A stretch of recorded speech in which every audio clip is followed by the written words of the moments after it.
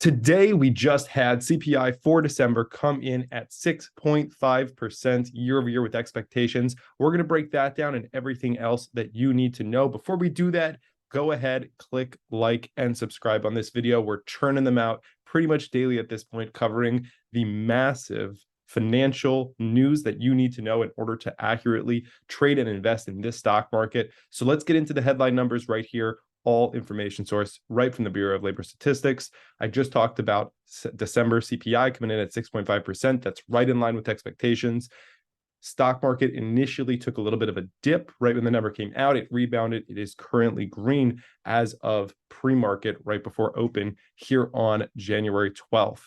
In addition to that, we had CPI that came in minus for December, that came in minus 0.1% month over month. That was also in line with expectations. You had the core CPI you can see here for December, as well as month over month. Evan, I'm here with you. Stock market news. Any comments so far on what we're seeing and any numbers that are standing out to you? Yeah, I appreciate you for bringing me into it. Core CPI came in at 5.7% in line with expectations and plus 0.3% month over month, also in line with expectations. So all the headline numbers came in line. The month over month chart I do think is pretty interesting, which is on there as well right below that. You can kind of see past June, the monthly numbers are definitely lower, and that's what you want to see. You can't say the job is done yet, but this is definitely the trend that you want to be seeing. It's really interesting to see that negative 0.1% number in the context of this chart when it was at 1.3%, 1.2% month over month in June and March, respectively. Yeah, I thought that was pretty interesting. And then I think as we keep moving down into that CPI by category, I don't know if there's anything there that really stands out to you. For those at home reading this, the far right column, that is the month over month number that you want to be looking at. And then in the middle, the unadjusted percent change, the left side of that, it has a 6.5% at the top. That is the year over year number that you want to be looking at. But a couple very interesting things here. Shelter is a very big part of this inflation number and inflation in general. It's at plus 7.5% year over year and plus 0.8% month over month. And a couple other things also standing out to me, those airline fares up 28.5% year over year. This is at the very bottom, but down 3.1% month over month. Is there any of these sectors or any of these categories standing out to you, Wolf? Yeah, the big thing that I heard people talking about was energy, especially things like fuel oil, motor oil, which you could see that seasonally adjusted percent change is way down. However, the thing to remember is this is a lagging indicator. This is from last, or I guess about 13-ish days ago, as things were. So we've seen oil and gas start to come up a little bit from them. So you have to keep that in mind. But I think when you scroll through this, those are the numbers that really stand out, right? That negative 4.5, negative 9.4, negative 16.6, negative 9.2, and negative 9.4 are really the ones that stood out to me. Yeah, definitely. One thing that last thing I do want to point to here is this meats, poultry, fish, and the big one at the end, eggs.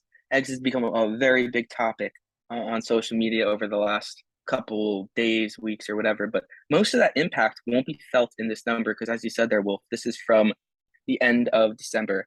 So, and I feel like most of that debate has come in early January. Maybe I'm a little bit off on that, but I feel like this meat, poultry, fish, and egg section might get a lot of traction next time. So moving into wrapping it up, we just talked through a little bit of this, but you can see the numbers over the course of the last couple of months, well, really the last several months here for US inflation. And obviously, this is kind of the way that as a consumer, you want to see it going. You want to see a continuous downturn in that number, moving from those highs in June all the way down almost 2.6%. Well, exactly 2.6% at this point, down to 6.5% in December. Any quick comments there, Evan? Yeah, I just think you can see this in the month over month chart, the June data, it's coming down from them. It's a good trend that you want to see, but it's definitely too early to call victory. 6.5% is a very large number. And Wolf, if you scroll down a little bit more to that year over year chart that's on there, you can see it kind of for a couple more years in here and just how it really shapes out. So you can see it really starting to pick up in 2021 around March to April and just how it's been over each month over the last little bit. So I like looking at data this way as well.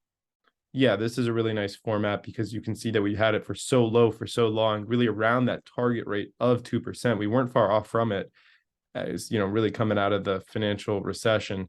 And then now, COVID just sent that skyrocketing, largely due to a lot of money being created, printed, and other things within the economy. And then we have the month over month as well, like we were pointing out. Really good points all around. Love the quick run through. One more time, if you haven't already, like and subscribe to this channel. We'll have regular, just nice short bits of content that get you everything you need to know in order to invest with confidence in the market. Evan, anything else you want to add on to this one?